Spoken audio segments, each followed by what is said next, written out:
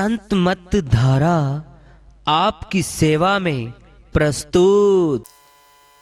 श्री कृष्ण भगवान क्या कहते हैं? ना वेद अध्ययनई, न दानई, न तपो भी उग्रह। न वेद, ध्यान से सुनिए, ना वेद अध्ययनई, ना दानई, दान पे भी बड़ा घमंड है हमें, न दानई, न तपो भी उग्रह, एवं रूपम अहम शक्य दृष्टो त्वद अन्येन कुरु प्रवीर। कि हे अर्जुन, जो रूप तूने मेरा देखा है, तेरे सिवाय किसी को भी वो दिखाई नहीं देगा। कैसे दिखाई नहीं देगा? ना वेद के अध्ययन से, ना दान से, ना तप करने से। हम तो व्रत कर करके बेचारी औरतें तो सूख गई, हफ्ते में 7 दिनों में 8 दिन व्रत कर लेती हैं। भाई एक और एक्स्ट्रा कर लूं, कुछ ना कुछ हो ही जाएगा। आदमी तो चलो तप तुप कुछ और दान दो कर लेते होंगे, लेडीज तो व्रत तो छोड़ेंगी नहीं, महीने में 32 व्रत कर देती हैं। नहीं कर देते हैं, ऐड कर देते हैं, चलो आज और एक दिन कोई बात नहीं चल अपना एक एक्स्ट्रा और ले दूं, है ना। 2-2, 3-3 ऐड कर देती हैं, हम तो इतनी महान है। मेरा मजाक का मतलब नहीं है। ना तपो भी, तप से भी मेरी प्राप्ति नहीं होती। क्यों तप रहे हो भूख की आग में? वो जो धूने में तपते हैं उनको भी नहीं मिलता मैं। ये तो श्री कृष्ण भगवान ने कहा है। बेचारे, मैं तो अब उनकी बात ही सुना रही हूं, वो बेचारे कह कवा के चले गए, पर हमारे ऊपर असर नहीं। हमें 32 भी व्रत करने हैं, हमें तप भी करने हैं, हमें कार्तिक स्नान भी करना है, हमें शिव जी के ऊपर जल भी चढ़ाना है। हमें तो वो एक ही है बस, वो ब्रह्मा जी का क्या है, वो पुष्कर, वहां तो जरूर जाना, वो एक ही है। और द्वारका तो मैं पक्का जाऊंगी, क्योंकि द्वारका में तो श्री कृष्णा बसते हैं, और वृंदावन के बिना तो मेरा गुजारा नहीं है। वृंदावन में तो आए थे वो। ये हमारा हाल है। वो श्री कृष्ण भगवान बेचारे कह कह के, समझा समझा के, गीता लिख लिख के चले गए, पर हम वही करेंगे। हमें सारी मड़ियां पूजनी है, सारे वेद पाठ करवाने हैं, सारी रामायण पाठ करवाएंगे, फिर हम कीर्तन भी करवाएंगे। सुंदरकांड का पाठ तो हमारा बनता ही है अपना 2-4 महीने में। करते हैं हम ये सब कुछ, हमें लेकिन ये सोच नहीं। क्यों करते हैं ऐसा? क्या मिलेगा हमें ये पता नहीं। ये शरीर हमारा बहुत ऊंचा है, इसको दे के ना, इसको दे के मालिक मिल जाता है, इसके अहंकार को देके। जो गुरु की सेवा कर जाता है, मैंने एक करनाल में सुनाया था एक प्रवचन में, मैं कितना बड़ा प्रताप है 2 मिनट वो और सुना दूं। तांत्रिक था कोई, बहुत बड़ा तांत्रिक था, उसका इतना खौफ था उस तांत्रिक का कि उसका जो मन किया करता वो कर दिया करता, सब उससे डरा करते थे। उसके पास सच में सारी तंत्र विद्याएं थी। तो कोई एक था हमारे रमेश भैया जैसा बावड़ा, बोला मेरा गुरु बड़ा।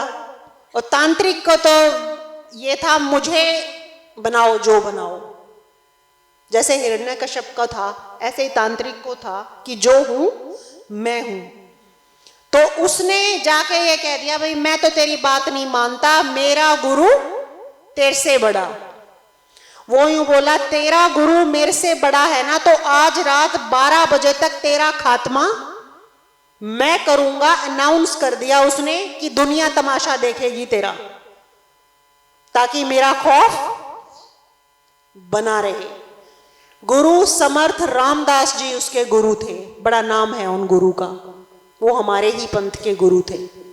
वो पहुंच गया, जैसे भैया पहुंच जाए अब गुरु जी के पास। अब गुरु जी हमारे वही जैसे हमेशा बोलते हैं, भाई मेरे पास तो कुछ नहीं, तो वो बोले जी तांत्रिक ने ऐसा ऐसा बोला है कि रात को 12 बजे तक तेरी मौत पक्का है। वो बोले बेटा मेरे पास तो ऐसी कोई तंत्र विद्या है नहीं कि मैं उसके तंत्र मंत्र को काट सकूं। तू ऐसे कर, तू कहीं जाना मत, मैं सो रहा हूं, तू मेरे पैर दबा ले, मैं गुरु की सेवा का प्रताप बताने की चेष्टा कर रही हूं। वो बैठ गया और उसने अपने गुरु की आज्ञा मानकर पैर दबाने शुरू कर दिए। ठीक 12 बजे जो उसने मारने की शक्ति भेजी थी वो उस शिष्य तक आई। गुरु के चरण दबाते हुए उसे दे उसकी हिम्मत वापस, क्योंकि गुरु का ऑरा वो होता है जो हम ना देख सकते ना समझ सकते। वापस मुड़ी और वापस मुड़ के तांत्रिक को खत्म कर दिया, क्योंकि ये शक्तियां वो होती हैं या तो सामने वाले को, नहीं तो भेजने वाले को। वो तांत्रिक उस दिन खत्म हो गया। ये सच्ची घटना है। ये है, कौन थे वो? सदगुरु। वो ये भी कह सकते थे मेरे में तो ये शक्ति है, मेरे में तो वो शक्ति है, तांत्रिक क्या है क्या नहीं। सिर्फ एक उसके गुरु के संपर्क में रहने से, गुरु के चरण सेवा करने से वो मारने वाली शक्ति वापस हो गई। हम अपनी सेवा को छोटा ना समझें। सोच लेते हैं हम कि शरीर की सेवा की कोई जरूरत नहीं है। मन के बिना तो शरीर की सेवा की देखो कोई फायदा नहीं है। जब तक मन नहीं लगा हुआ तो शरीर का फायदा नहीं सेवा करने का। लेकिन मन से अगर हम सेवा कर रहे हैं तो आप ये समझ लीजिए कि साक्षात पार ब्रह्म परमेश्वर की सेवा हमारी डायरी दर्ज करवा चुके हम। इतना आस्था हमें होनी चाहिए, क्योंकि जो हमें मिला है उसकी कद्र भी है हमें। मैंने उनसे जो देखा है वो सीखा है, सिखाने से नहीं सीखा है।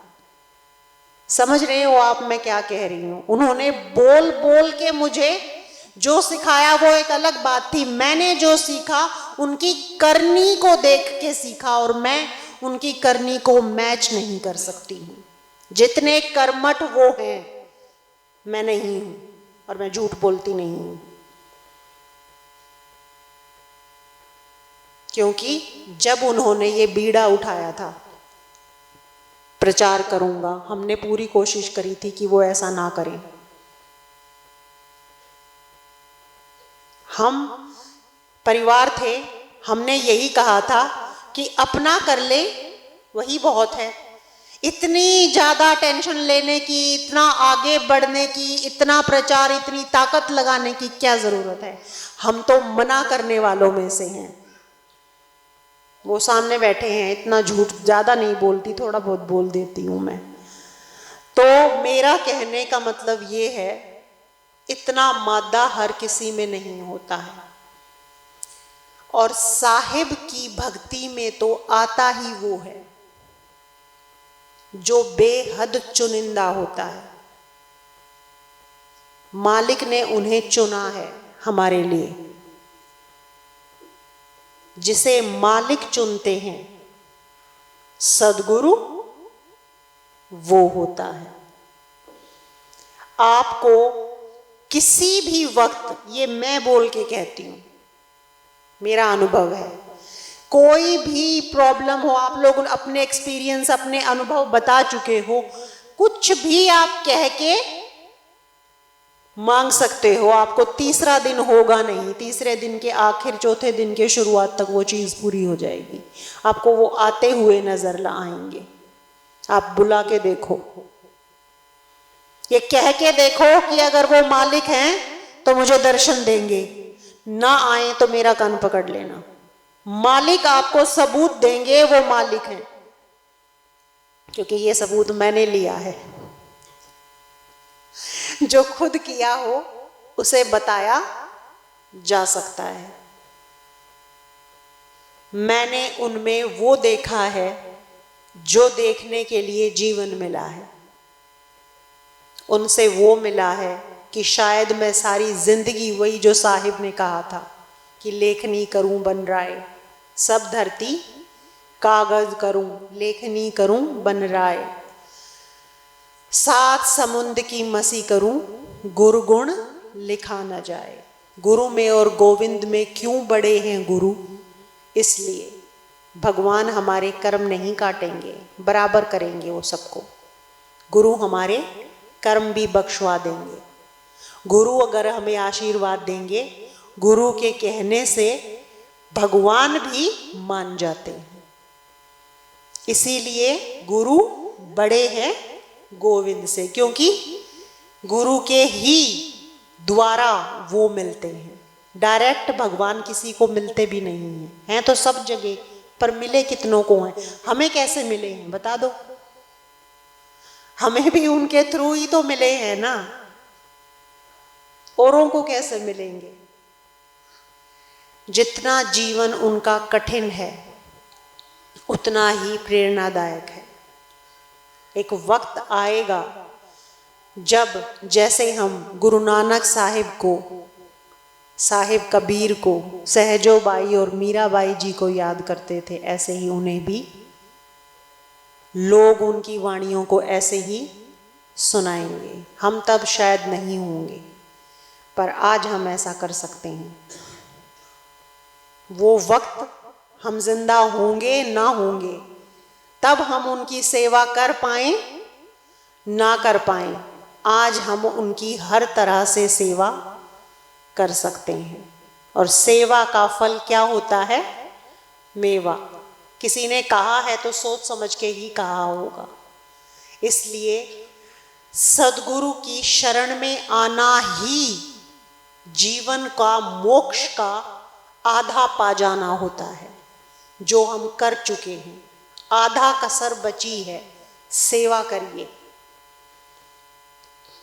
जिसकी जितनी जिस तरह से सामर्थ्य है सेवा करिए, पक्का मिलेंगे। और विश्वास करिए, जितना गुड़ डालोगे उतना मीठा होगा। हमारी तरफ से कमी रह जाती है, सदगुरु की तरफ से कमी कभी नहीं होती। शंकाओं को समाप्त कीजिए।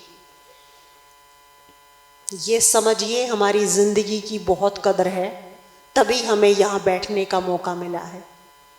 बड़े तड़पे हैं हम जन्मों जन्मों तक, तब हमें यहाँ बिठाया गया है।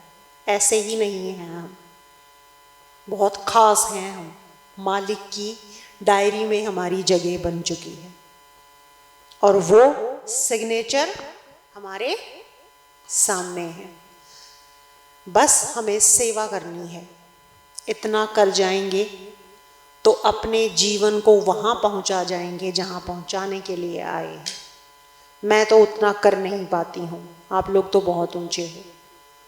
बस मैं जीते जी, पता नहीं आखिरी सांस मेरी कब है कब नहीं है, कोई जानता नहीं, ये तो हमने सीख ही लिया है।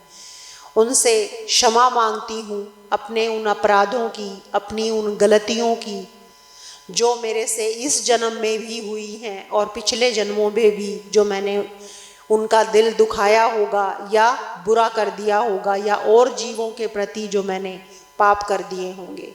तो मैं उनसे साक्षात मालिक मानती हूँ उन्हें, मैं उनसे क्षमा मांगती हूँ और अपने दिल से ये आभार व्यक्त करती हूँ कि जो उन्होंने मुझे दिया है, ऐसा इस संसार में और कुछ बचा ही नहीं है जो मुझे खुशकिस्मत कहने का और कोई जगह छोड़ दे। वो सदा मेरे ऊपर अपना आशीर्वाद और हम सब पर अपना आशीर्वाद बनाए रखें।